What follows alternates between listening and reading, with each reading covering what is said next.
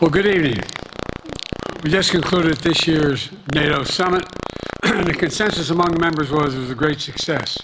It was especially momentous because it represented the 75th year of the most important military defense alliance in the world's history of the world. We should never forget that NATO grew out of the wreckage of World War II, the most destructive war in history. The idea was to create an alliance of free and democratic nations that would commit themselves to a compact of collective defense. Standing together, they knew we'd all be safer. An attack on one would be treated as an attack on all. And it's worked because a would-be aggressor knows if they attack one of us, they'll be attacked by all of us. Sending that message is the best way to deter aggression and prevent wars in the first place. For those who thought NATO's time had passed, they got a rude awakening when Putin invaded Ukraine. Some of the oldest and deepest fears in Europe roared back to life, because once again, a murderous madman was on the march. But this time, no one cowered in appeasement, especially the United States. We collected intelligence that Russia was planning to invade Ukraine months before the invasion. I directed the intelligence community to be a significant amount of intelligence to be declassified so I could start building an international coalition to oppose the invasion. Then in February, some of you remember, I warned the world that the invasion was imminent. I rallied a coalition of 50 nations from Europe to Asia to help Ukraine defend itself. Many foreign policy experts thought, as Putin amassed Russian forces just 100 miles north of Kyiv, the capital of Ukraine, but Putin thought it was the mother home of Russia. The capital would fall in less than a week. But the Ukrainian people, backed by a coalition to help build, stopped them. Today, Kyiv still stands, and NATO stands stronger than it has ever been.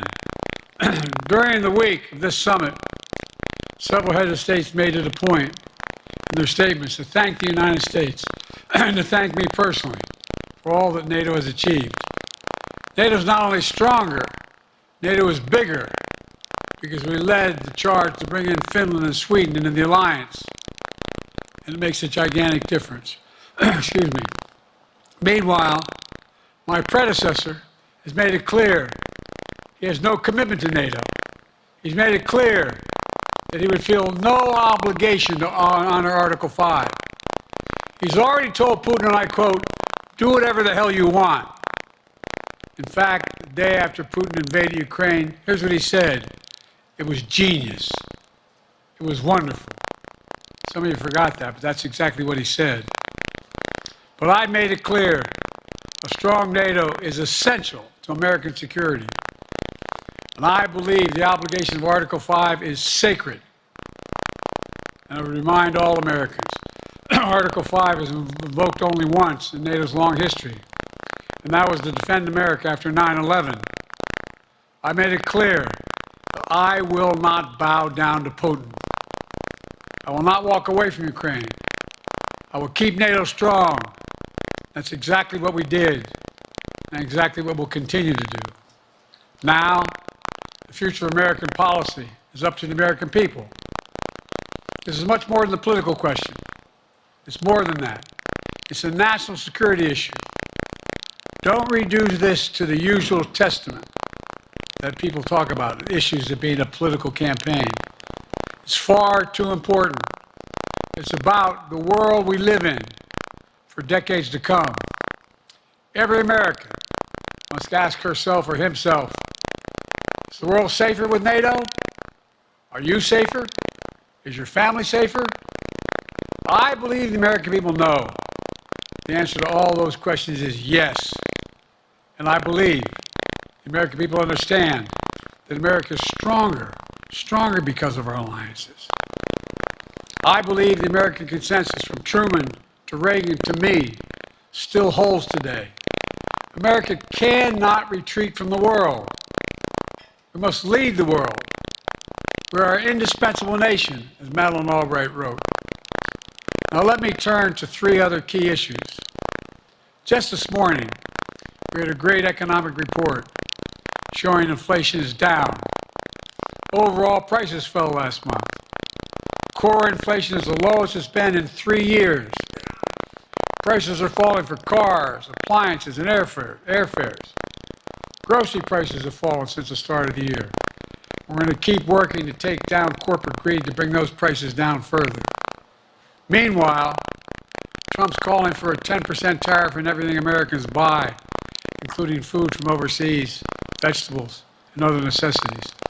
And economists tell us that would cost the average American working family another $2,500 a year. It's a tax of $2,500 a year. Second, our efforts to secure the border, southern border, is working.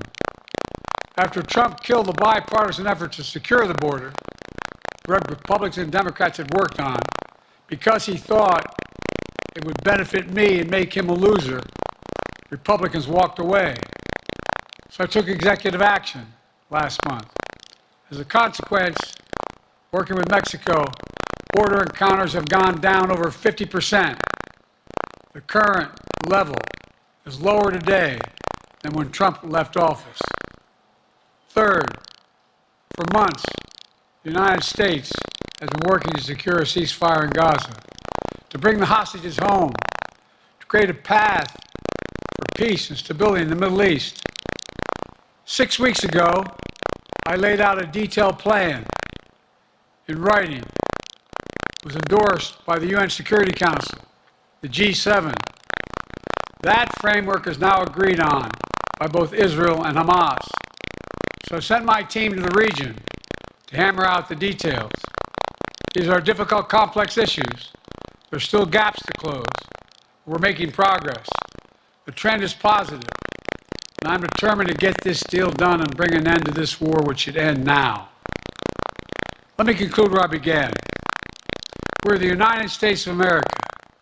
We are the indispensable nation. Our leadership matters. Our partnerships matter. This moment matters. We must rise to meet it.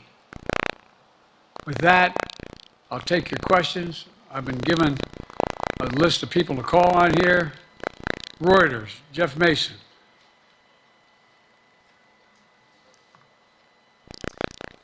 Mr. President, your political future has hung over the NATO summit a little bit this week.